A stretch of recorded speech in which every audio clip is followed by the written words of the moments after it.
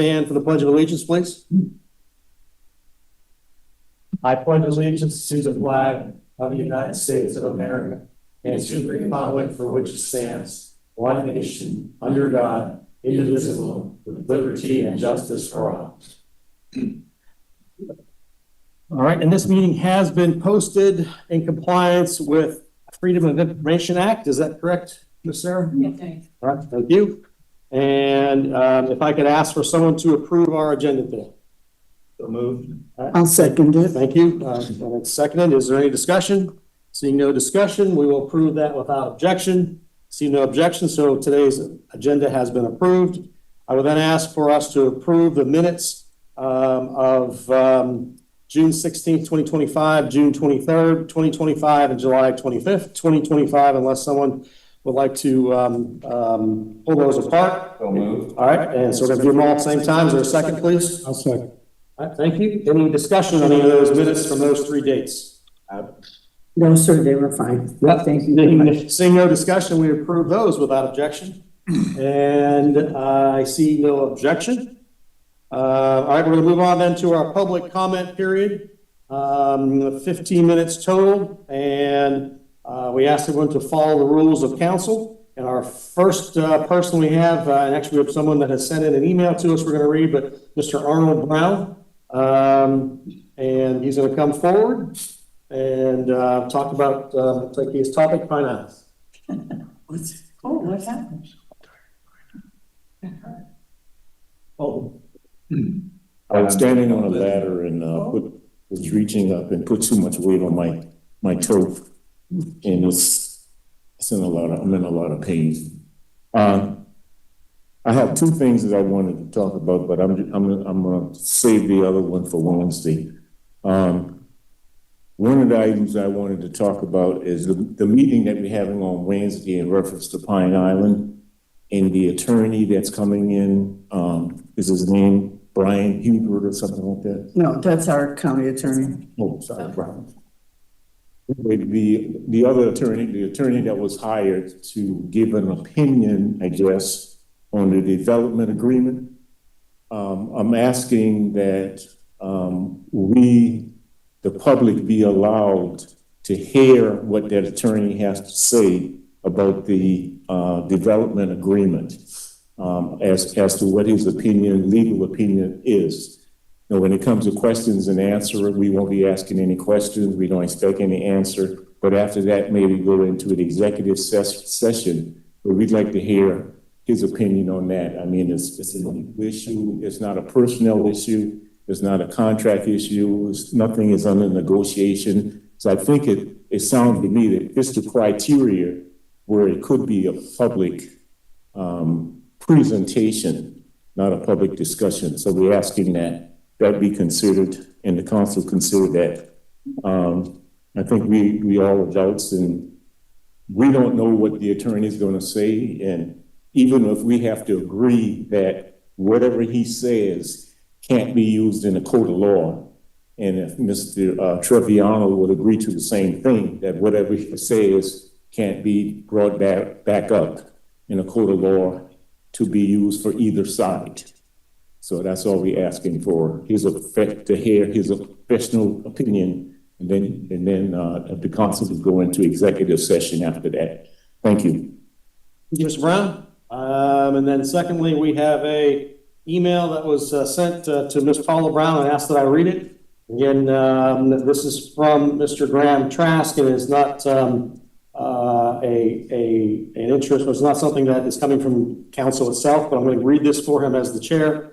Again, this is from Mr. Graham Trask, and it says, Protect Beaufort Foundation Incorporated applauds the efforts of the Finance Committee and County Council to provide strict oversight and control of the expenditures of the Beaufort County EDC, Economic Development Corporation, and its CEO, John O'Toole. It appears that the Beaufort County EDC has, up until this point, been able to hand out hundreds of thousands of dollars, if not millions of dollars, of taxpayer money with little, if any, oversight by County Council on activities that have created jobs with annual salaries well below the county median wage rate. It appears that grants have been given to food, beverage, and restaurant companies, none of which falls into the Beaufort County EDC's adopted sector of focus. It appears that the grants have been given to organizations which failed to meet the required benchmarks and no clawbacks have been required. Finally, Protect Beaufort Foundation Incorporated attempts to receive public information through legal FOIA request and has been thwarted by the CEO of the Beaufort County EDC. The Beaufort County EDC has objectively failed on its mission. The CEO of the Beaufort County EDC is paid almost $250,000 a year in salary and benefits. The Beaufort County EDC is a waste of taxpayer money, while the current resolution is long overdue step in the right direction. It does not go far enough. Therefore, it is recommended that the following provisions be added. 1, restricting approval required by county council on all monies given to the Beaufort County EDC, not just the job site funds, to eliminate any further grant shenanigans. Number 2, the purpose of earmarks the Beaufort County EDC entered into with the state does not qualify under the list of officially approved sectors of focus as determined by the Beaufort County EDC board. Therefore, the Beaufort County EDC must remove itself from the process, and these monies kept in a separate county account pending further discussion and the public input on the proposed community development projects named Village Entrepreneurial Market. And number 3, according to the Beaufort County EDC, they do not have a policy as to accrual of airline and hotel points, which to date have benefited the executive director. It should be noted that this has functioned to date as a substantial and separate line item of the compensation to him. This must stop now. The county's point accrual system must be adopted by the Beaufort County EDC, meaning all airline and hotel points must benefit the organization, not the executive director personally. In fact, this has been going on apparently for years, quite frankly, shocking.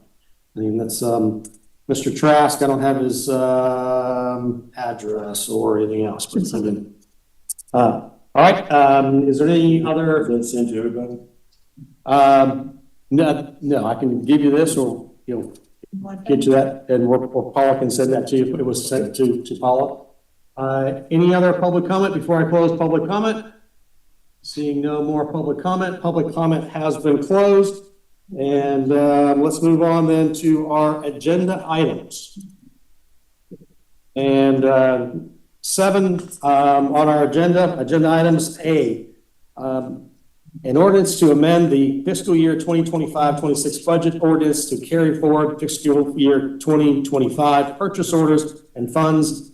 Fiscal impact, the fiscal 2026 budget will increase by $24,770,785.97 carryover from fiscal year 2025.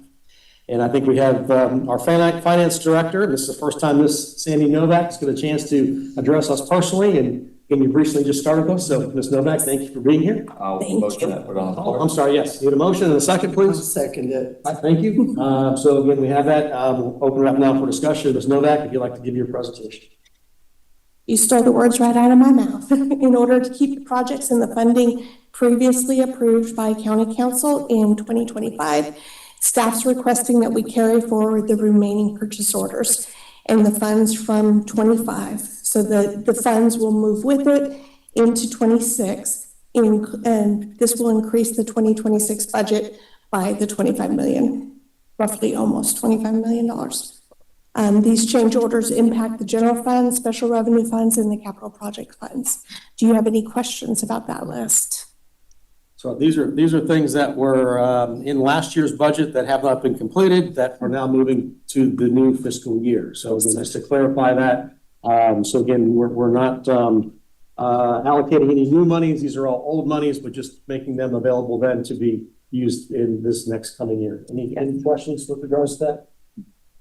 Yep, go ahead, Mr. Glover. That's a lot of money.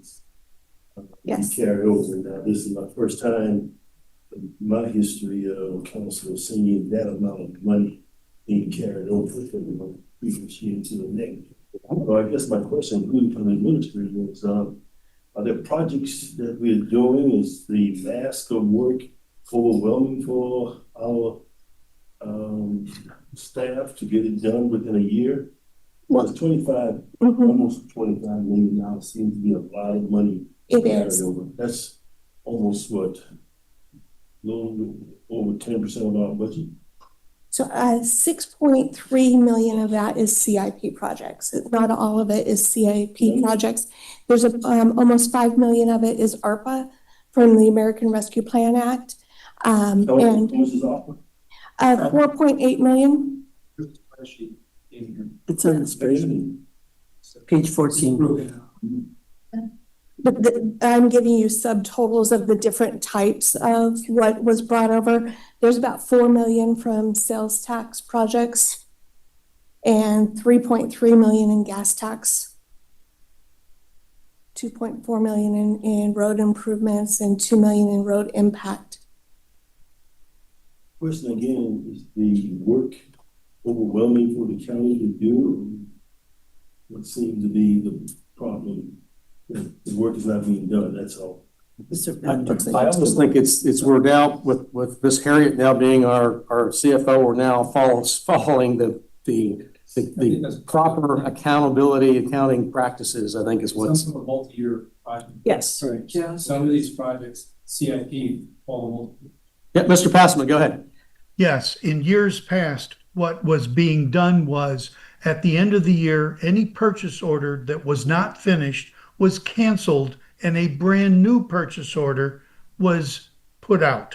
So that's why the 25 million looks a lot more than in prior years. And then the last question I have, I noticed, tell me what a SWAT is. What is SWAT? What is a SWAT? Which project is that? I'll tell you, it's probably down in the 8th one or so. But it talks about a SWAT team buying a pistol. That's, It doesn't have the department names. that's the sheriff. Sheriff's office, sheriff's office. Is that either sheriff? Very much sounds like the It's sheriff. done. 9mm pistols. That's a gun. Okay, It's at 9 mil. that's the sheriff? Yep, sheriff. Okay, doesn't say sheriff. It's not administration. Okay, thank you. Any other questions? Any other questions? No, I'm through. All right. So we just, Kaylin? we're requesting that you move this to Wednesday to the special called meeting All right. for first reading. Mhm. All right, is there, seeing no discussion, can we approve this without objection? I guess the question is, are the chair and vice chair okay with moving it to Wednesday? Yep, we just have the development agreement there. That's where you want to move it to? Okay, before we go into executive session? Right. Gotcha. All right, so, any more discussion? Seeing no discussion and nothing online, we will approve this without objection. Yep, Mr. Joe, go ahead. Oh, no, I was voting in the Yes, okay, affirmative. so, again, we're approving this without objection. Seeing no objection, this has been approved and will move to county council on Wednesday for a first reading. All right, let's move on to B of our agenda items, and this is a resolution to accept and to appropriate funds from the South Carolina Opioid Recovery Fund, SCORF, SCORF. And this is Rebecca Witt, who is our director. I'll take a motion off the floor. Thank you. Is there a second? I'll second. Thank you, Mr. Dawson. All right, so we're going to open up for discussion, and obviously we do have a presentation from Ms. Witt. Oh, there you are. Thank you, Ms. Witt, for being here. Thank you. Good afternoon, everyone. It's good to see you. I'm here to talk to you about the resolution to accept and appropriate the SCORF funds. And so just a little bit of backstory about what that is. The national lawsuit involving the pharmaceutical manufacturers and distributors of opioid medications settled that lawsuit, and those monies were given out to the states who participated, South Carolina being one of those states, and Beaufort County was also listed. So those funds passed through the South Carolina Opioid Recovery Fund Board, or SCORF Board, and Beaufort County has the opportunity to apply for the Guaranteed Political Subfunds Division, or GPS funds, which comprise 15% of the total of the state of South Carolina's funds. The remaining go into other categories such as discretionary funds for other non-governmental entities to apply for. So each year we put together a proposal for those funds based on need, and the SCORF board approves the application or denies the application. We also attached a letter of severability such that any particular strategy in the application, if denied, would not cause the entire application to be tossed out. So this application does grand total for all of the strategies, $588,163. There is no matching funds required. This is all what's coming into the county. The application continues the strategies that we have been successfully working on. And also the key differences are increases our capacity to engage citizens struggling with opioid use, misuse into the services that they need. Some of this is preventative, some is intervention, some is treatment, and then some is recovery. We also included to do a county-wide needs assessment that will give us the data that we need in combination with citizen feedback to know what gaps we have in abating the opioid crisis, specifically in Beaufort County, so we can use that information as we put forward our applications in the next 3 to 5 years to make sure that we're hitting the right targets with the funds that we are requesting. So that's my presentation. Any additional questions? Yep, staff. So we've already gotten this a couple years. Yes, ma'am. This would be the 4th application. And you've done a lot of education of residents. The one that comes to mind is your Narcan. They come to the libraries, they get it. I mean, that's been a big success in my area. They find it, not that they necessarily need it, but you have a lot of visitors, you have a lot of vendors, you never know. So I do applaud that part. Thank you, ma'am. Saturating the county with Narcan for citizens to have on hand to carry as part of just their first aid kits or to have with them has resulted in lives being saved from overdose. Thank you. Thank you. Yep, Mr. Glover. Sure, thank you. And thanks for the presentation. I'm gonna make this comment first to the chairperson, Ms. Howard, that if we can actually have this, I would love to talk more about a lot of your strategies. So I don't know whether it's appropriate to do that. The day you talk about budget and you want to get funded, but I think the community service may be the appropriate place for more in-depth discussion, if that's appropriate, Ms. Howard. Yes, sir. Yes, so I'm gonna say that first. Then the quick question is that in your report, there is an acronym GPS entity. What is a GPS entity? Yes, sir. That is the governmental, or I'm sorry, guaranteed political subdivision. I got you. So we applied for the GPS funds. Okay. There's a different acronym. Discretionary. So which one is it? GPS, sir. Okay. Yeah, okay, thank you. I saw the reduction in the suicide. Of course, that's a concern, and I think that's why a lot of emphasis has been placed on that. Beaufort County basically was a part of the lawsuit that we got on it early, so that's why I think we're privileged to be able to get grant funding, but it's only for 20 years, I believe, right? It's a time. It's a closing date. It's grandfather, not grandfather, but what's the terminology? It's closing out in so many years, and so my concern is really opioid. As long as you got medical doctors and pharmaceutical companies, you're gonna have problems. I think a lot of reduction may have come from doctors now not advancing as much opioid to their patients, but it is there, so my concern is how do we how do we retire our effort over that period of time, because funding is not gonna always be there, but the problem is gonna still exist. So I don't know what strategy you're gonna be using to sort of grandfather your existence to community outlets.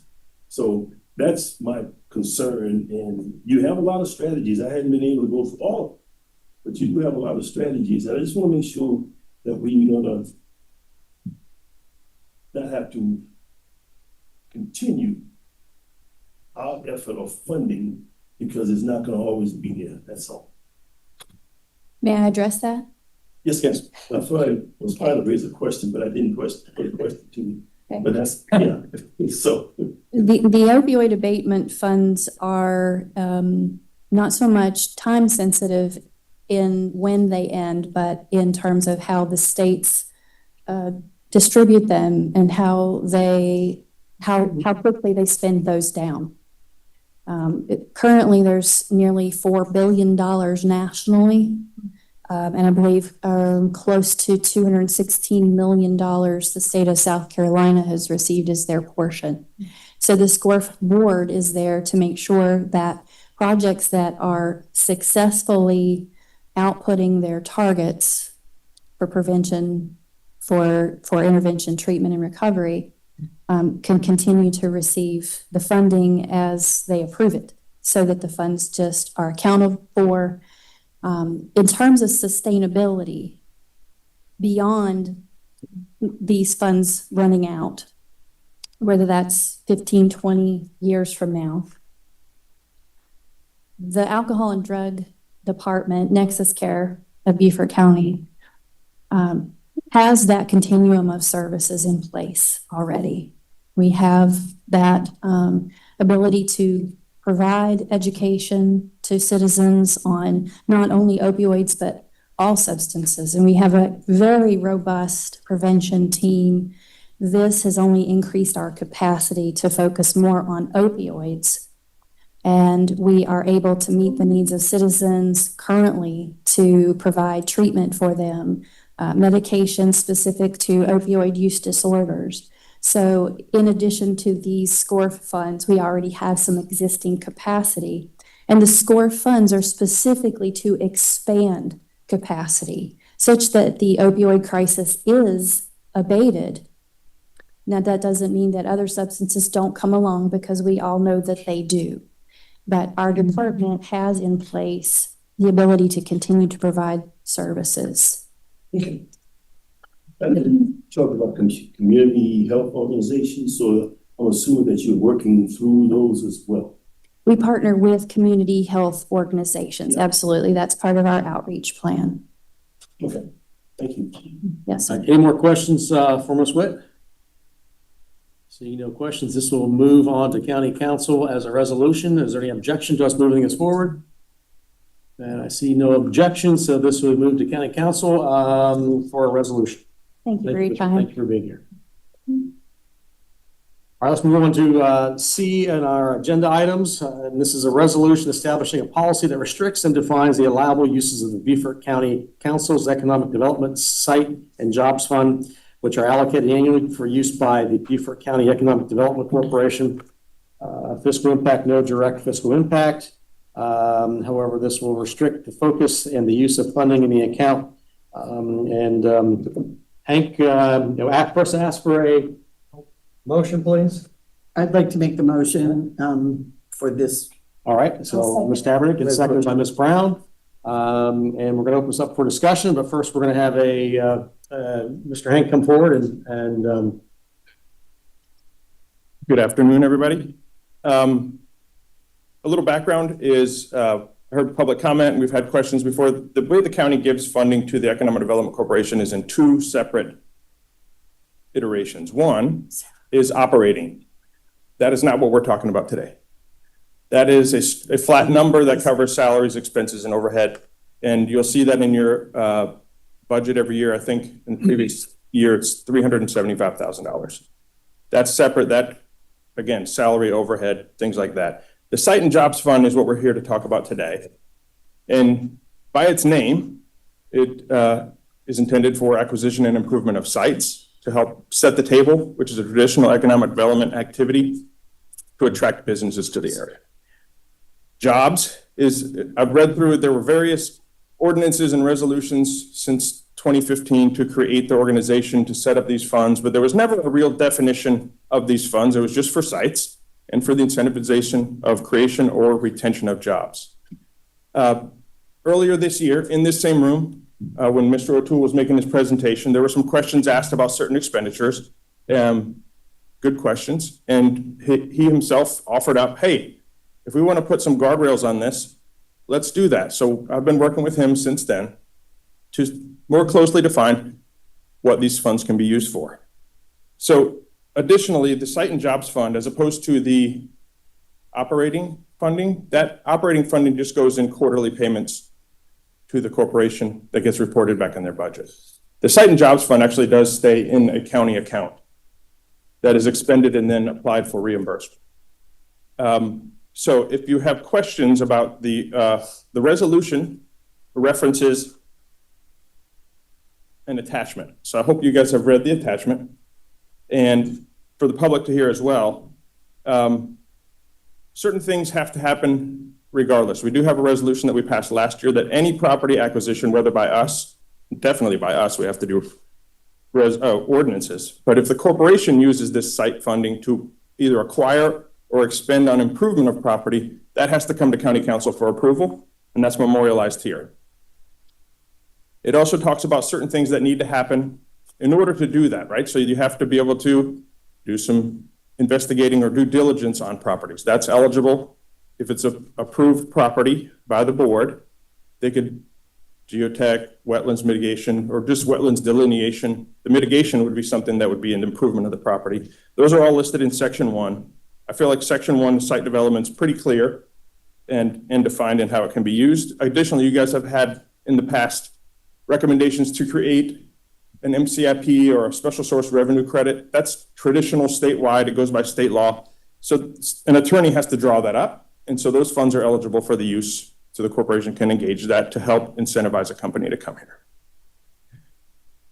The second section on job creation and retention is what we've really dialed in more closely.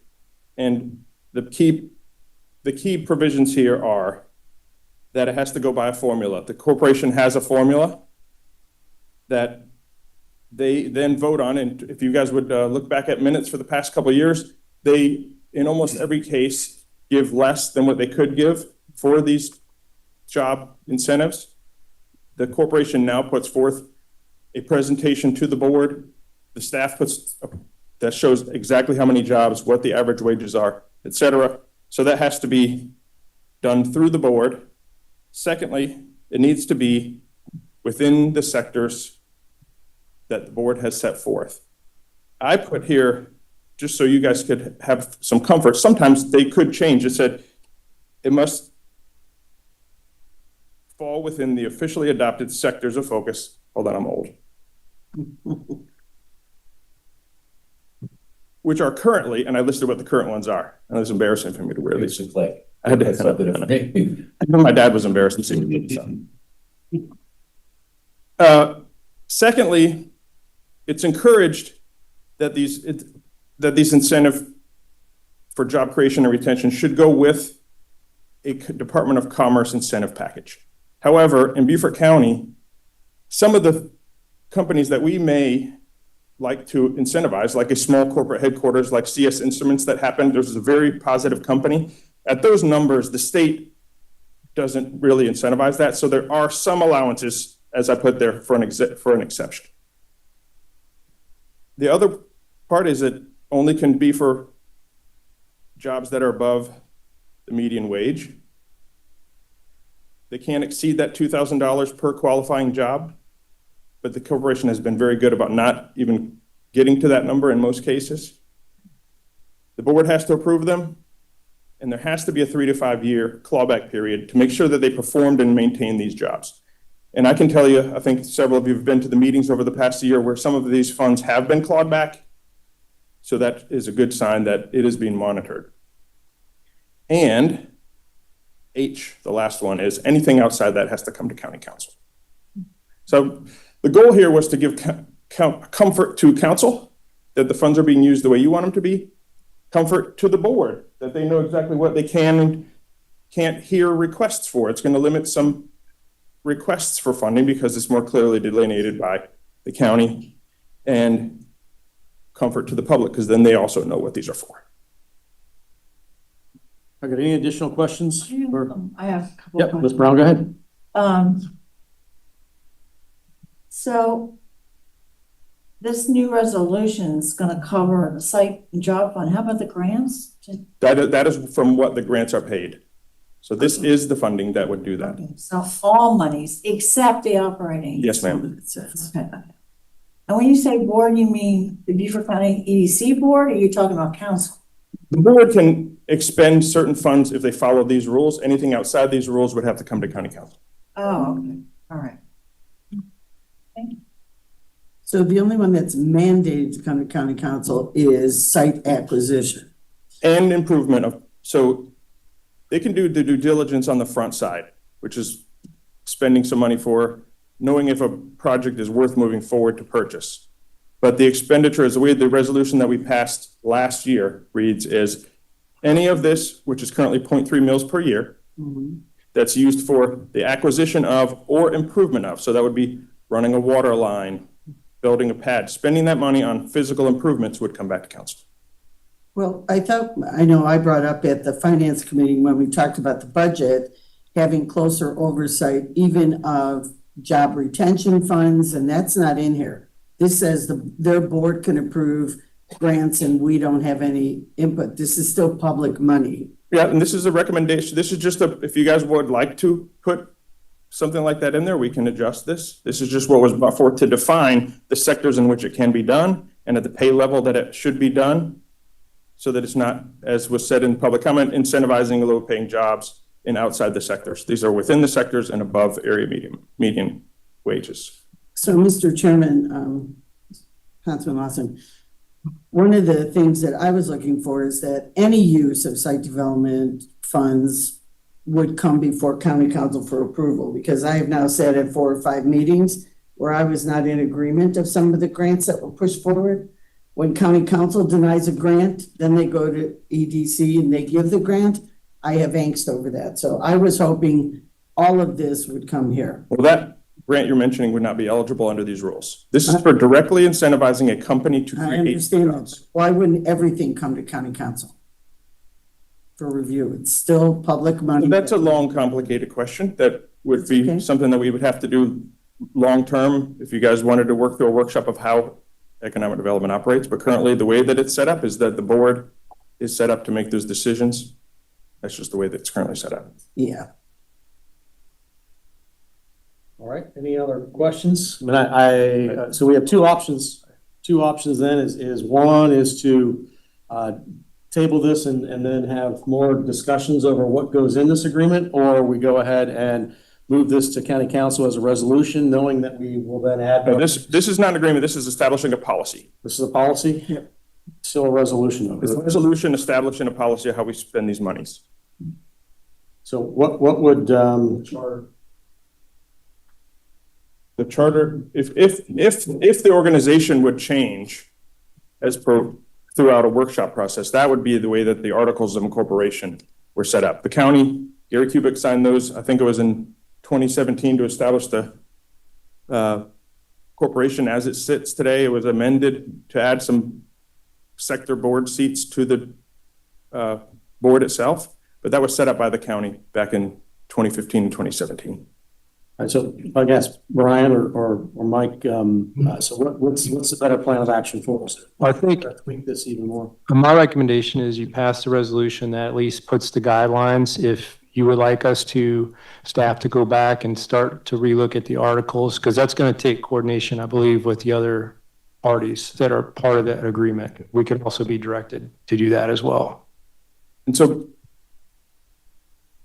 establishing sectors and councils establishing what they would like to do with economic development. Economic development is a term that can be defined very, very broadly, right? And this may sound corny, but it's like ice cream. Everybody likes ice cream, right? But there are a whole bunch of different flavors of ice cream. Some small towns focus everything on downtown development. Some entities or counties focus strictly on big boxes and smokestacks. Beaufort's a little bit different, and that's where these sectors were established over time. If that's something that wants to be discussed later, is what flavor do you what's your flavor of choice as a council? And those could be what the focuses would be going forward. All right, so there's no more discussion. Is there any objection? York, you want? No. Go Okay, ahead. Go ahead. Is there any objection to us moving what we have currently in front of us to county council as a resolution? I'm going to vote no on it because I believe we have other things that need to be put in here. But I'm also cognizant of the fact that we have 4 municipalities that are our partners, and this is public funding. And maybe possibly when their audit comes back, we would revisit some other things. So my vote's going to be no. All right, do we need to have I agree with what Tab said a few minutes ago, that there are other entities involved with the economic development. I came on board the year that this was created, but I do know that Ms. Howard and Mr. Dawson has been on council, and economic development in Beaufort County was challenging until all the entities got together and said, this is how we want to move forward. So anything that is here should have the flavor of all the entities as we move forward, because we don't want to actually leave anybody out. We want to make sure everybody's in agreement with it. I understand. I don't think that they can happen separately. There's the greater discussion of economic development. This is simply it's not stating what the corporation can and can't do. Right. This is only saying what they can and can't do with this specific account. That's all. That's what this At the is. same time, you do have, as far as I'm concerned, oversight because you have a board. That's fine. Yeah. That's for you guys. Yeah. All right, we do have one objection. Is there any additional objections that we need to have a roll call vote? I think I'm going to agree with Ms. Taverman. All right, so 2 objections, and any reason for a roll call vote? So everyone else is in agreement except for Ms. Brown and Ms. Tabernick. All right, so this will move to county as a resolution, and obviously you'll hear from us on additional things that might need And to that will happen. be on September 8th, is that correct? That's the next meeting, yes, please. All right, good. Let's move on then. There's a resolution authorizing the county administrator to enter in a memorandum agreement with Low Country Regional Transit Authority, LRTA, for administrative support. This is the Fusky Island Ferry Qualified Discount Rider passes for the fiscal year 26. And this is fiscal impact of $28,119 for fiscal year 26. And Mr. Hank Munson, I didn't properly introduce you before. We all know who you are, but come on up. You're our special assistant to the county administrator, so I need to have a motion, please. I'll make the motion. All right, and is there a second? Second. All right, thank you. And so we'll open this up for discussion and a presentation by Hank. Good afternoon again. What is before you here is a memorandum of agreement. This is not new that we do this. Palmetto Breeze has a staff person that handles all of the inquiries for the qualified discount rider. It used to be called a Palmetto Breeze Pass, but it's not really a Palmetto Breeze service, so we renamed it a qualified discount rider. All the information is gathered through our IT department, sent to this person. They vet, they collect, whether that's a 1-year lease, a deed to property, other proof providing documents, and then issue these cards to the individuals at their level of discount. The difference this year is that they've attached a memorandum of agreement to kind of more specifically say, in the past, we would just get an invoice, and it was part of there's a new person this year, I see Brian in the back. Additionally, the person who did it in-house before was named Linda Norton, and she's not there now, but I still want to sing her praises because she works very hard and does a good job making sure that the individuals receiving discounts are qualified. And this is just a spelling out of what the responsibilities are that we're paying for. So nothing has changed except this is just a official memorandum of understanding with the LRTA. Yes, and you can see that the price from last year to this year is less than $800 different. All right, any other additional questions? We approve this without objection? And I see no objection, so this has been approved, and this also is a resolution that will go to county council. Yes, sir. All right, thank you, Mr. Munson. We appreciate your time. All right, let's move on to E, and this is a resolution amending the Beaufort County Personnel Handbook Policy, Section 3.3, Remote / Telecommuting, A-9 County Emergency Disaster Policy, and A-10 Beaufort County Emergency Attendance and Pay Policy. This has no fiscal impact. And we have our Human Resources Director, Ms. Mead, Catherine. Like to come forward, need a motion, please, for us to discuss this? I'll be happy to make the motion. All right. Thank you, Tab. Is there a second, please? That's second. All right, thank you, Mr. Glover. We will now open this up for discussion, and Ms. Mead. All right, thank you all. I'm going to try to be very respectful of your time and your backup. You've had two different versions of both, or really all three of the policies we'll discuss. We had a tracking version and a clean version. So I'm just going to kind of give you the high-level overview. As many of you know, the county implemented a telework policy back in 2020 during the pandemic, and it proved to be very helpful for us to keep operations moving forward. Since then, the county has allowed departments to continue remote work at their discretion. As our operations continue to evolve and we remain committed to excellence in service delivery, we have closely reviewed the impacts of remote work. While there have certainly been the benefits with the flexibility, reduced commuting time for our employees, we have begun to see some challenges across the county with that, particularly in collaboration, team cohesiveness, and collaboration. To that end, we are proposing a revision to this policy to limit remote work to 1 day or shift per week, still at the discretion of the department head. Exemptions will apply to this. We'll talk about that here shortly, specifically whenever we are under a declaration of emergency. Couple new criteria that we'll put in place is that the employee must have been employed for at least 12 months. They must have a satisfactory performance evaluation, and they must not be in a current PIP, performance improvement plan. We'll also implement a formal application process in which there will be a form that will be submitted to the department head or the elected official. It'll then go to the ACA if applicable, HR, and the county administrator. So we are asking that we are able to move this forward to council through a resolution. Before I move on to the other two policies, are there any questions with remote work? I have a question. Sure. Yes, ma'am, good. So people who might have been hired prior to this and approved to work remotely more than 1 day a week, they're not grandfathered? No, ma'am. Okay. We'll provide 60, 90-day notice for departments to make the transitions and change schedules to bring our folks back to work. Okay. All right. Yep, Mr. Glover, go. Yeah, let me, one, terminology. You use the term, case-by-case basis, it's subject by case basis by Beaufort County. Which section are you in? Well, it's exhibiting, the first paragraph,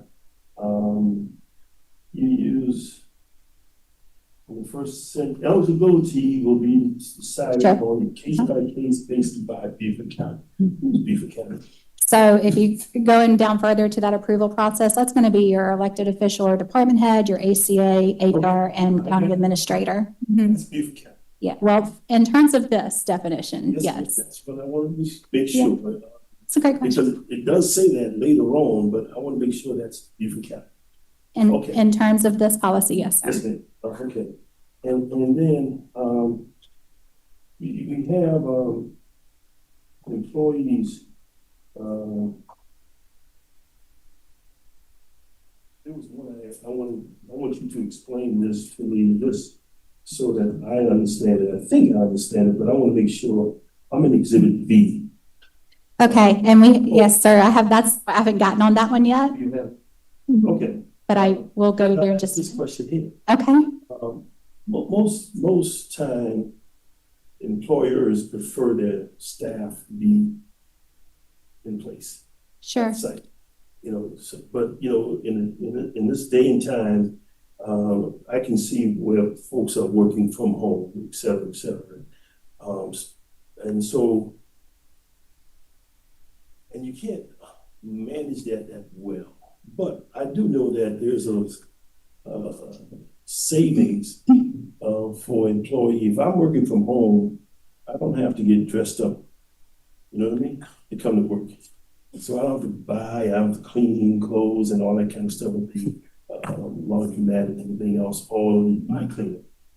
Is there an incentive to get people to come back to the office by giving them a discount if they work from home? If they're gonna be working from home, maybe you should get 90% of your pay or 95% of your pay so that you can get some kind of incentive to come back to the office.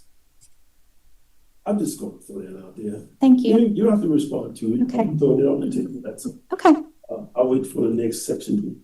okay. Okay. All right, any more questions in the first section? Yeah, Go ahead. one question. Oh, I'm sorry, Mr. McKellen, I couldn't see, we had something up on the screen. Go ahead. Okay. Hey, Catherine, would you repeat the answer to the question that the chair asked about grandfathered employees? Yes, sir. So we will not grandfather any employees in, but we will allow a 60 to 90-day grace period to allow departments to make arrangements to bring employees back to the office. So the people who are currently working more than one day a week remotely will have some time available to return to the office full-time? Yes, sir. We're looking at 60 to 90 days. So the goal is to have the entire workforce come back to work in the office, except under those circumstances that you showed where they would be limited to one day a week if that was deemed to be necessary. Correct. Employees would still be eligible once they go through an application process to work remotely, but limited to one day or shift per week. Right. So there'll be no 5 days at home unless there's certain circumstances that would allow that. Correct. Okay, I've got it. Thank you. All right, we have one more question. Yeah, just quickly, my comment about 95 or 90% is based on 5 days. I got That's you. 1 day. Okay. Thank you. Okay. Mr. Cunningham? Yeah, what if there's a position that is already designed as a remote position? Telecommunication or something along those lines, or services? I am not aware of any positions that's designed strictly to be remote that we have with the county at this time. Sure. Just curious. Yeah. Thank you. Okay, good. Let's keep going then. So we got this meeting. So the next two policies in Exhibit B, again, you had a red line version and a clean version. Our team's been working diligently with the disaster recovery manager, Matt Krause, who I brought along in case there's any questions that come for him, along with Pam Cobb, the executive team, and even staff with the emergency management division with the sheriff's office on this. The main goal that we want to ensure we are clarifying in this policy is our emergency operations team should consist of employees that are directly supporting the emergency event or providing services to the EOC, which is the Emergency Operations Commission or Center. Our roster currently has around 500 employees plus the Beaufort County Sheriff's Office. That does not mean that all 500 employees will be called in to work during any given event, but that does provide Mr. Moore and the administration team a large enough pool to bring in those resources if we were to have a Cat 1, Cat 2 storm. Excuse me. The policy also now includes a statement where the county administrator reserves the right to amend this EOT at any time throughout the year. If we were to have a Cat 3, 4, 5, we might at some point need the entire workforce back to work. So as we just mentioned, we did learn how to do remote work during COVID. So with changes that we're hearing about that could be coming down the pipeline from FEMA, we wanted to tier this EOT roster into 2 tiers. Tier 1 will be employees that will be required to work on site to provide those responses to the storm. So examples of that would be public works, your first responders, public safety. Tier 2 employees could be employees that are providing support to the storm or whatever the emergency event is, but they could possibly be doing it from home. So procurement, if they're needing to sign an emergency contract to procure services, we don't need the procurement staff to drive into the office to do that. So we wanted to reserve our disaster pay to those that are putting themselves in hazardous conditions to come to work to provide services to Beaufort County. So anyone that's in a tier 1 will get disaster pay for the hours in which they are working, and they will still continue, as the policy allows them now, to receive emergency administrative pay for their regularly scheduled shift. If you are on the EOT roster tier 2, you will be working from home and you'll be paid your regular rate of pay for the hours in which you work. And if you don't work your full shift, you will still be made whole with emergency admin pay. So those are the biggest changes that you do see with all the red markings on that form. And I think Mr. Glover. Just quickly, you just mentioned a few minutes ago, explain to me the use of emergency administrative leave. Sure. So that is if the county is closed and we are not allowed to, there's no work for the employees to do due to the event of emergency, we will pay them their regular scheduled shift to make them whole so they're not having to go against their sick leave or their personal leave balances. So that's a gift, right? It is a gift. Okay. It's basically making an employee whole for 40-hour work week even if they can't come to work. Right. Because of, conditions that would preclude them coming to work. Okay. Well, we're not going to call it a gift in our policy, but it's not required by any labor laws to give that admin pay. If council decided you don't want to pay them, if they don't have any paid leave accrued, then they would be on leave without pay. And that's controlled by the administrator. Yes, sir. Okay. Yes, sir. Comment. Yes. Those of us who remember Matthew, couldn't get back in the county. A lot of people didn't, when they could get back in, they didn't have electricity. So that would make those people whole if he, under those bad circumstances. That's right. Okay. Yes. And the ice storm. And that policy is not costing us anything because we've already budgeted that amount for employee for salary. So again, it's something that is, It's not an additional cost. It's just, you're not getting the work done, but it's not additional cost, right? What she mentioned with the disaster pay, that is additional cost for the tier 1. Right. And that's where we're trying to bring those reins in a little bit. So it's the disaster pay will only be eligible going forward if this is adopted for employees that are called into work on site with the county, because those are the employees that are putting themselves at hazard's way. They're leaving their homes and their families behind. They don't have the capability to do their jobs from home. So that's where we want to reserve the disaster pay for that tier of employees. Just to be clear on that, that coincides with activation of the EOC, either, partial or full activation is when that would kick into effect. And Correct. and activation by the This was governor. just discussed at the SCAC conference, Crisis Yeah. Management, to make sure everybody had this in. So you're a jump ahead of some of the other counties. Well, thank you. Yeah, it was brought up. It was a collaborative effort. So All right, any additional questions? Yeah. All right, so that I can got one. This is really for the county administrator is essentially this. I'm sorry, say that County again. administrator is essential. Is essential? Yes. I thought you said exempt. So if For this purpose, yes. if he's on vacation and there's He comes back. I was going to say, if I'm on vacation, I'm going to designate somebody to act in my stead, which I have in the past. That's your question. Okay. Yeah. So you'll see a lot of language in here, or designee. He's got it already. I'm gonna leave it alone. Because I know what's gonna happen if he's on vacation. Somebody else is in charge. Yeah. Or we could call him back. That's the question I have. If you call him back, do we have to pay for his coming back? So the county administrator is a little different, but it's actually a very good question, because if we have an employee who is left, evacuated, but Mr. Moore had to go back and revise this list, and now we need to call you back in, we would pay them their travel time to come back. But Mr. Moore is a contracted employee, so it's slightly different. Okay. let's More, I got you. let's move forward. Any other questions? Seeing no questions, we will. This is a resolution going to county council. Is there any objection to this? No. Seeing no objection, here in chambers or online, this will be approved without objection. I see no objection. This has been approved and sent to county council. So, Okay. Ms. Catherine, thank you again. Thank you. Appreciate being here. Thank you. All right, we're running out of time here, so let's move forward with F on our agenda.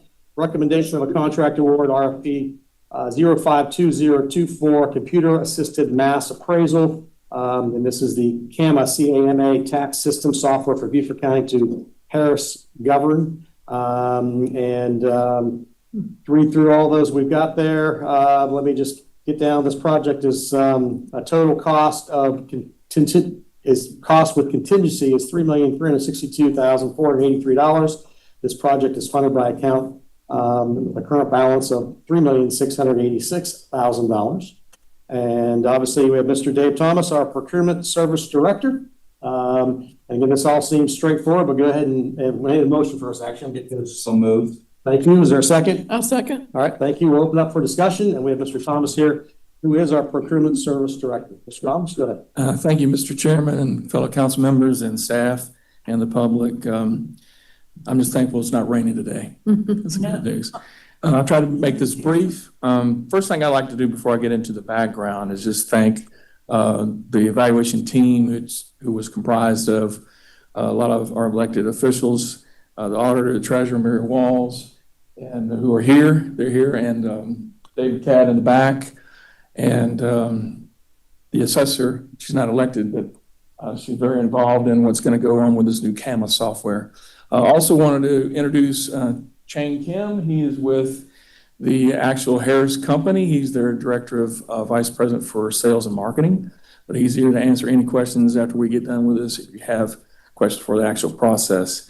To talk about the process, to include the timeline, we started out 14 months ago. We put out an RFP in April, but unfortunately, it takes a lot of time when you're going to buy new software that's going to capture a lot of the data that we need to transfer and capture items that we're going to collect taxes on. Anyway, we went through the process with initial advertisement. We did the right things of advertising and business opportunities, our county website and vendor registry, and the South Carolina Business Magazine. We actually had a pre-proposal meeting where we had a lot of interest in that.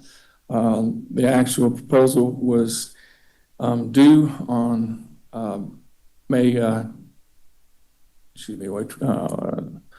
closed on May 20th. We had to extend a little bit, but we had 7 responses, so we had a lot of competition. The evaluation team actually met and reviewed the 7 responses and narrowed it down to the top 3, and those being on Minim, who's our incumbent, Catalyst, and Harris. Went through some initial interviews with them. Then the evaluation team met again and following date in October and narrowed it down to the top 2, which were Harris and Catalyst. They actually went out and got demos from those 2 companies. And after that, they met additionally with the county administrator, and we worked through some issues. And bottom line, they selected Harris as the actual selection for the software.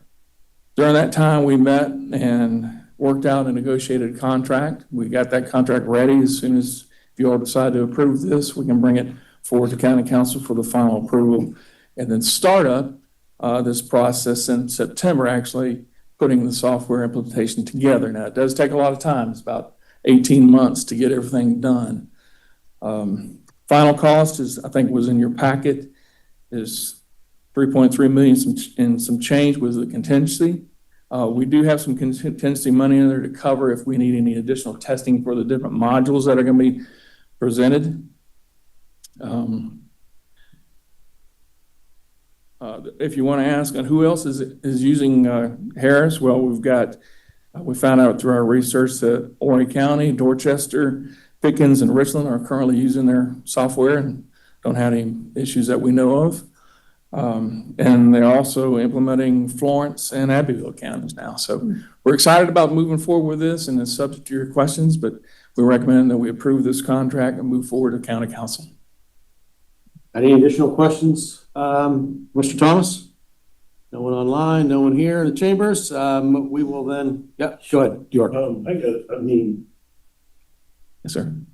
My question is, I think by the fact that they're all here, I think, the auditor, the treasurer, and the assessor, they are in agreement with this. Yes, sir. That's all I need to hear. That's good. All right. Any additional questions? I know Maria's here. Are they both here to comment on it as well if they want to? Yeah. Our treasurer. Our assessors here. Sure. Ms. Walls, would you like to come forward? There was a team of us at the treasurer's office, excuse me. I memorialized our disagreement in how the past 14 months and really 18 months have been handled, which predated Mr. Moore joining the team. And from my recollection, we did not make a final vote in the last round. But you're at this point and you have this decision before you. But Dave, could you please correct if I'm wrong? The product being used by those counties is not the product that we would be receiving in its entirety. It's just the camera aspect. Is that correct? Or are they using the collection piece as well in the counties you mentioned? My understanding was, Jane can answer that.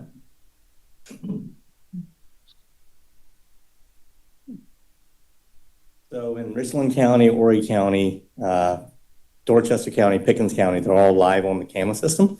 Horry County is currently going through the implementation for the auditor system and the treasurer system, along with Abbeville and so those three counties are also going through implementation for the auditor and treasurer. So, but it will be the same system that will be implemented here in Beaufort, except that Beaufort County will be cloud-based versus on-prem. They appear to be a good product. I just thought we were only considering finished products. And I did have a concern that we don't know of an organization in South Carolina using the treasurer's office piece, which is the limit of my concern. Dave, Mike's concern is going to be the whole product. But we did not make a vote in that final round.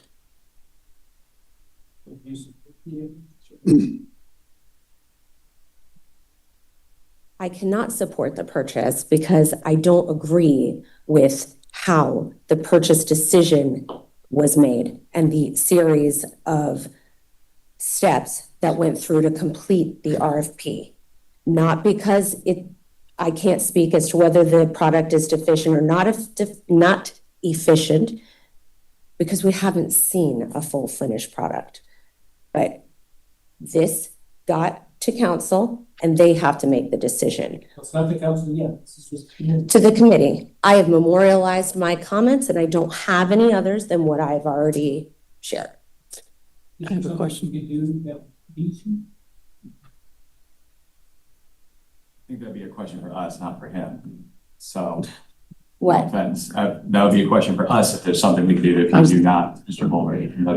But I made my suggestions in my memo and didn't receive a response. So right now, I just needed to make it clear that we did not choose this product. We didn't make any choice because I think how you come to a decision is based on making sure you are educated with everything you need to know from the beginning. If the county, your administration feels they have that, then this is your decision to make. From the treasurer's office standpoint, I would have handled this differently. I expressed that. And now you need to decide whether you're going to move forward or not. This is not my product. No question. We're a user of the product you select. The memo you're referring to, and I apologize if you did send it to us and I can't remember it, but can you send that to us? Sure. Okay. Thank you. And if I'm listening closely, you're saying that you're not against the product, you're just against the way that it was handled. Is that correct? Absolutely. Okay. I want to make it clear that I had reservations, that I'm concerned whether this is going to be successful or not. But This is not my decision. I expressed my concern, and it was mentioned that we were in agreement. If that hadn't have been mentioned, I would have sat here quiet. I just want to comment on the process. We went and did the evaluation and gave everybody an opportunity. I do agree with the treasurer that they did not vote. They voted to move forward, but the other entities that are part of the process in the evaluation team voted to move forward with Harris. So we're right in that right. It's okay for us to select it based on the evaluation process, the criteria. We had enough committee members to move forward. Was there a person in her department on that team? Yes, sir. And then did that person vote yes or no? Yes. It's evaluation criteria is determined by points. And when you add all the points up, Harris came out on top, and that's who we negotiated. So after you guys added up all the points, was there another meeting afterwards to decide to move forward with all of those members? There was a meeting with everybody. We had the county administrator. I'm talking about. And then we came back, there was a meeting of the team. We came back together. We all decided, we asked them if there's any questions whether we needed to move forward or not. Everybody disagreed not to move forward, and nobody said anything. Mr. Chairman, I'm following Mr. Cunningham's comments and stuff. I think that it's important for us to make sure that the three entities, and several years ago, there was one entity between the auditors, treasurer, and the assessor that did not participate in the program.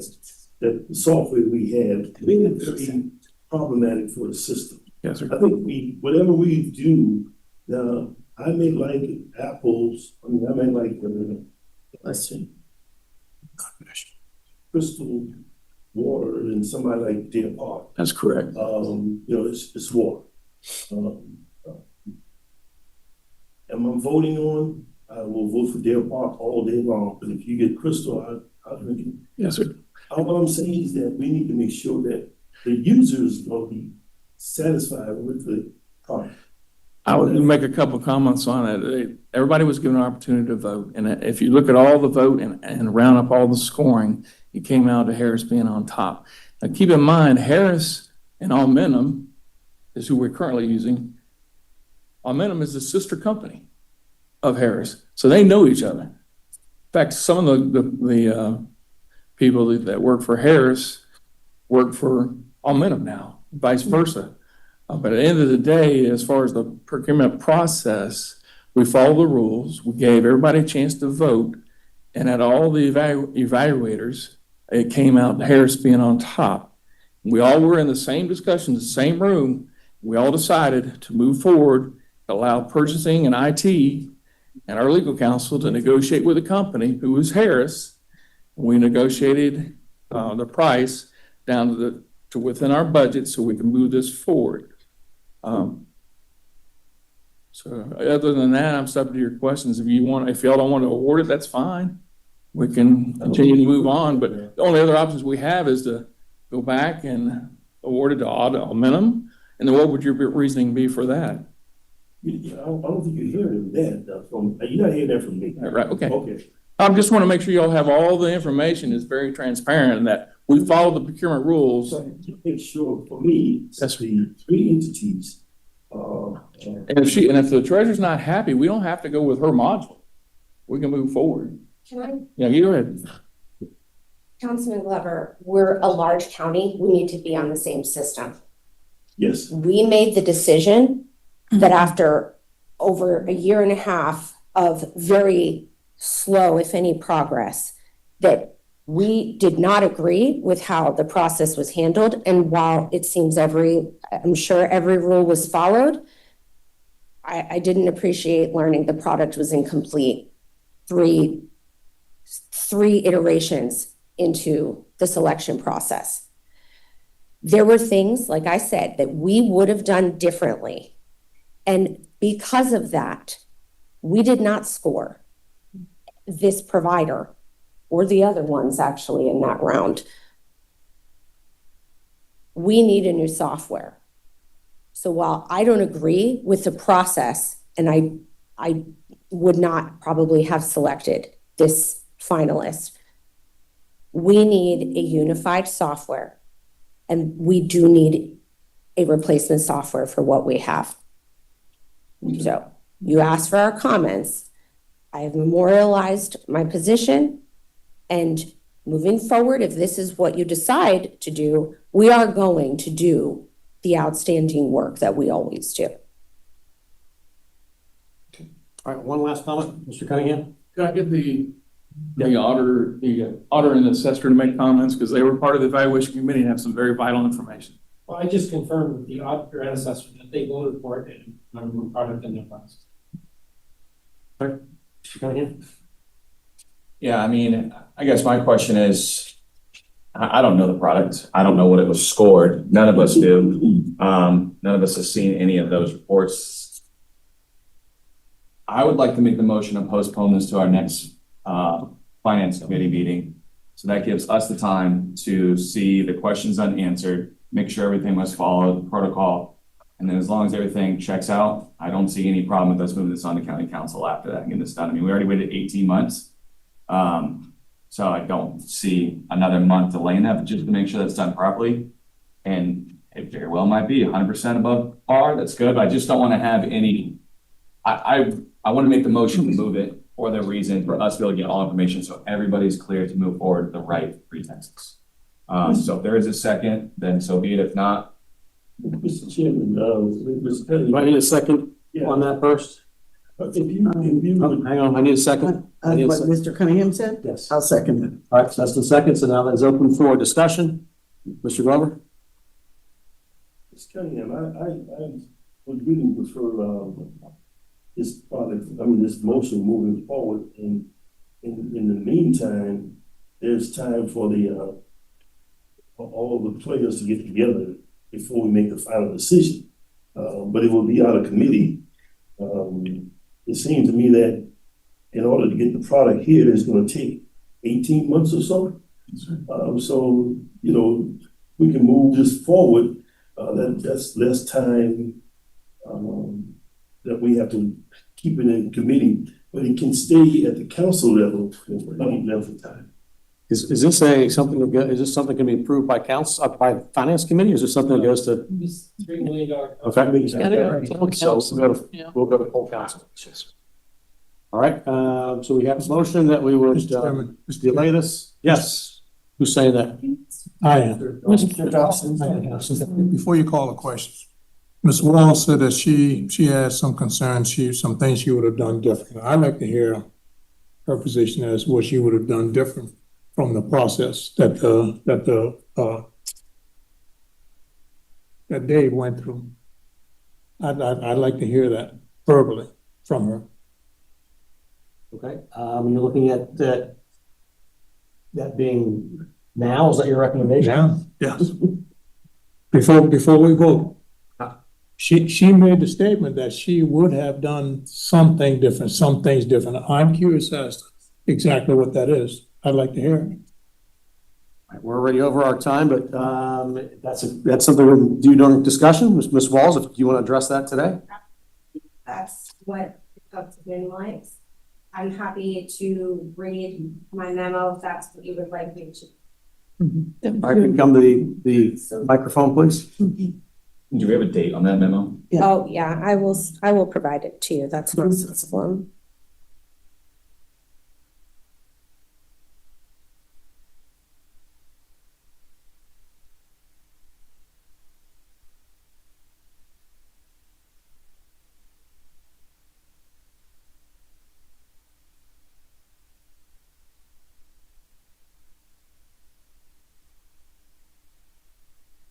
All right, October 18th, 2024. The subject is CAMA Tax Software RFP. Please find, let me increase my brightness. Please find and close the scoring sheets for the third round of the CAMA Tax Software Request for Proposals RFP process. Amongst the many technologies and software used by the county, the CAMA Tax software is unique in that it affects and applies to every single tax-paying citizen in the county and is relied upon entirely for the generation, collection, and recording of a vast majority of government revenue in Beaufort County. Considering this multi-million-dollar price tag, the taxpayer time and resources that will be spent on executing this project, and the lengthy duration of the contract, the intent of this letter is to express my team's significant concern that the RFP process and the selections before us are and were deficient. You will find below a summary of those concerns, but the most notable is the fact that neither of the two finalists have a completed product and both are still in the development phases. I want to reiterate, my interest is not to be difficult. It is not to select one particular vendor over another. It was expressed multiple occasions that we want a finished product. We did not want to be guinea pigs. And I was shocked to find out that we were not entertaining finished products. Moving forward with either commits the county to a promise, not a product. A promise to deliver a product that may be completed on time, may meet our needs, and may function effectively for our citizens is not what the county should spend millions of dollars on. If these promises do not come to fruition, I must assume the county would be allowed to withdraw from the contract. Having assisted in the development of software products, this is a grave risk that should not be taken lightly. Even in a seamless process with completely developed products, this project will require hundreds of hours of taxpayer-funded time and resources.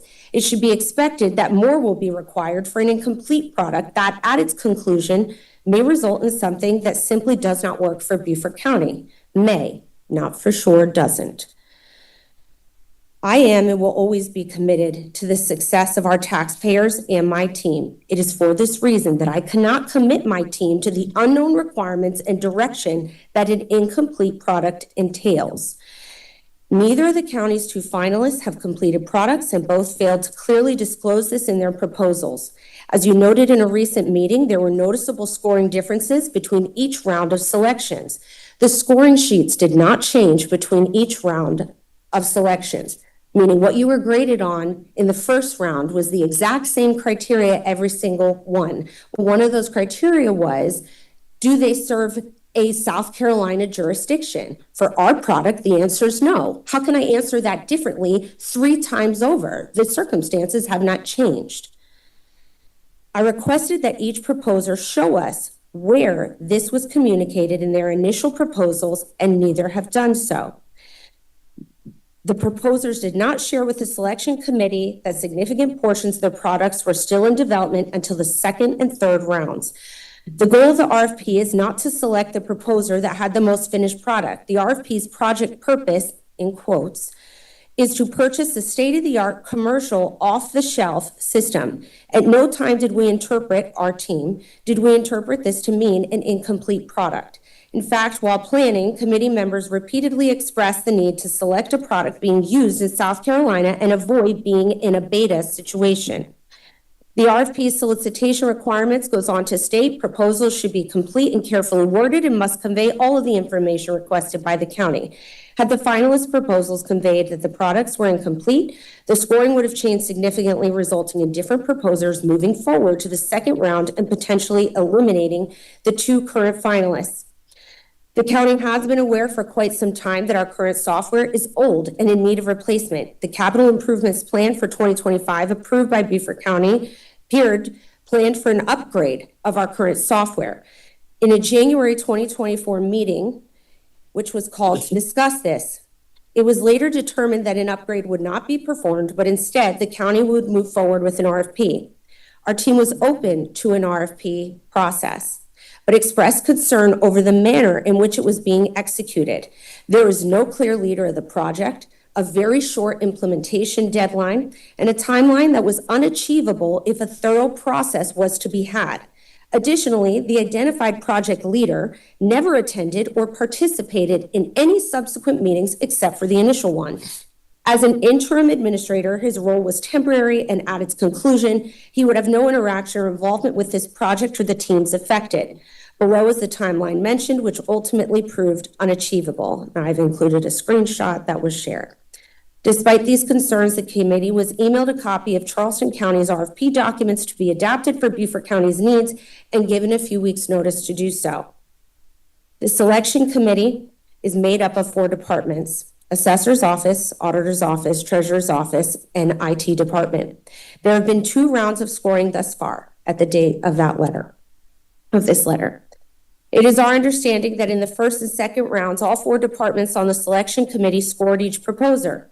In a recent meeting about the 3rd and latest round, it was indicated that the IT department may not be submitting a score. If this is the case, we ask that consistency be maintained and they submit scores as they have in each of the prior rounds. The county decides to proceed with awarding a contract despite the above concerns, and our team is faced with only incomplete products to choose from because, as Dave mentioned, that is the finalist. Okay. I'm reading the last sentence because you asked me to read it. The treasurer's office would select Catalyst. However, our desired solution is to restart the RFP process with the above issues addressed and rectified, or to update our current software. Thank you.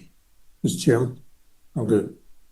And Ms. Walls, real quick, you started saying 10/24/24, I will then make sure so that- that was after, because then you mentioned January of 20, okay, January. This letter is from October 18th, 2024. I will email you all a copy. Our initial meeting was January 2024. Okay, so that was a year and a half ago, and then this was from 10 months ago. Yes. Okay, thank you.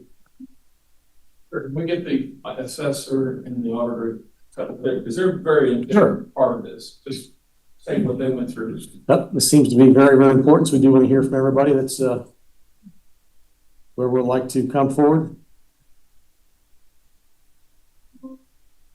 Thank y'all for allowing me to come up and say a few comments. I would like to say that the RFP process, or this entire process, did take 18 months.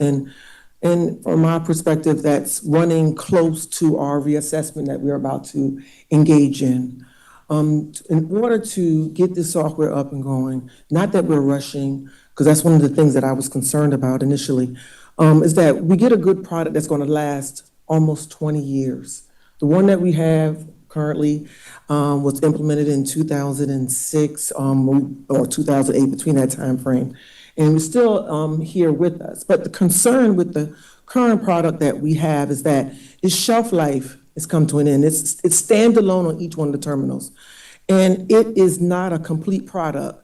Charleston County, let me go backwards. The product that we had at once was a premier or the dominant leader runner in the state of South Carolina. Right now, the other counties moved away from that, our current product. We're down to Beaufort and Charleston. Charleston is currently going through their implementation. It's my understanding that that process is not a complete product as well. The RFP, to comment on the RFP process, from my perspective, I sat in these meetings, I scored. I made a effort to participate, as well as my 2 elected officials, they participated as well. But not all members scored when we needed scores. There were 0 scores given for whatever reason, even if it was something as simple as cost effectiveness, it was a 0 score. So that's not a form of participation. To delay this, to say that they're all incomplete, well, I think I disagree with that. Florence County is about to implement or going to implement. They have an entire suite of product. Their product even covers a portion that's similar to Munis. So they bought their whole package. Now, I'm not here cheerleading Harris. That was not, be honest with you, that was not my first choice.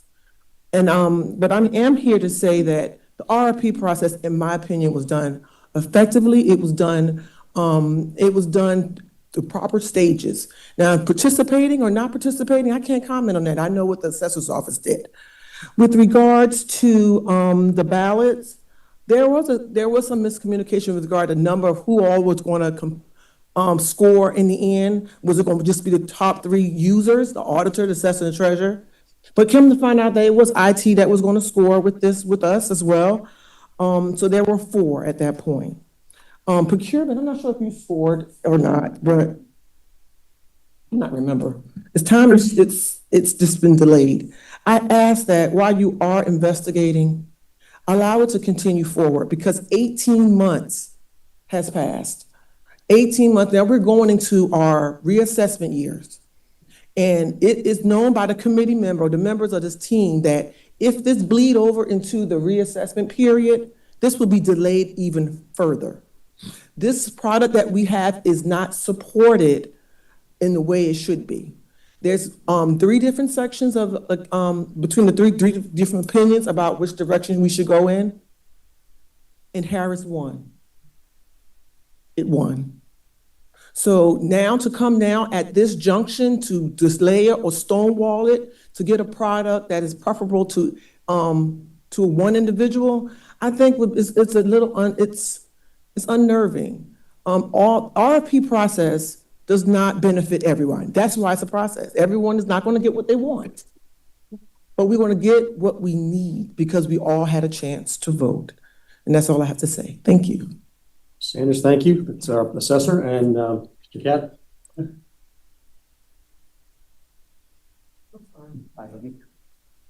Good afternoon. I think it was most important in a lot of things that everything Ebony said was correct is we wanted to make sure because of recent problems and stuff going on that we followed the procurement process to the T. That's what we wanted to make sure. And that's what we did. We followed it step by step by step all the way through to ensure that there was not going to be any questions of, is this the right thing? Is this the wrong thing? Or, if other vendors that didn't get chosen come back and say, oh, why wasn't I chosen? And we couldn't prove it to them. But the proof's all there in the pudding. It's all voted for. It's all there. The program that we got now, like Ebony said, is ancient. I got over 30 open up cases that they can't solve that include doing local government reports I can't even do inside the system and other problems we're having. Along with that, there's a lot of the issues we asked them if they could fix. They said, well, they wouldn't fix. The current vendor said they couldn't fix. We would just have to do it how other counties did it.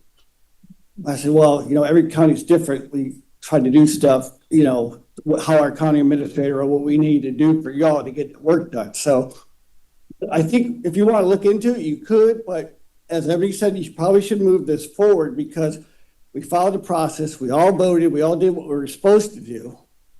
And now you have a person that's a winner, but now you're going to say, well, we're going to do it again after we just followed the process. It does, to me, it just it doesn't make sense and it opens up the county for even more issues and more problems. Because if we did everything it was supposed to do, we ended up here with Harris. Now we're saying, hey, we're not sure if we want Harris.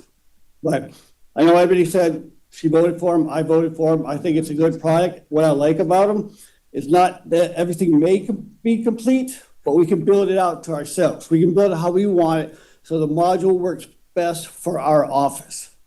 With the current system we got now, when those that were here and voted on it, it wasn't complete. Because I was a beta program in that system. So it's not the first time that we had to do this and walk forward with it. Yes, it would have been great if we had something off the shelf, right? But the off the shelf ones weren't supporting everybody and every need, and they weren't the best on the market. So we went with what we could to find it was the best on the market to help all of us, and that's what we picked. All right, I'm going to call the question in order, which is whether we defer this to the next meeting. And I'd like to have a roll call vote on that, please, with Sarah. Yes, sir. Committee Vice Chair Cunningham, Yes. Councilmember Tavernick, Yes. Councilmember Passament, You're on mute, Joe. Sorry, hit it, thought I did it. No. Councilmember McEllen, You're on mute, Mr. McCollum. I think you said no.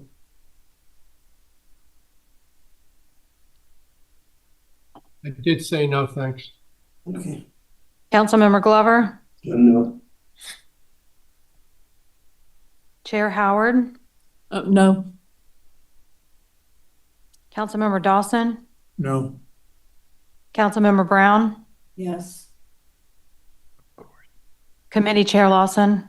No. The motion fails.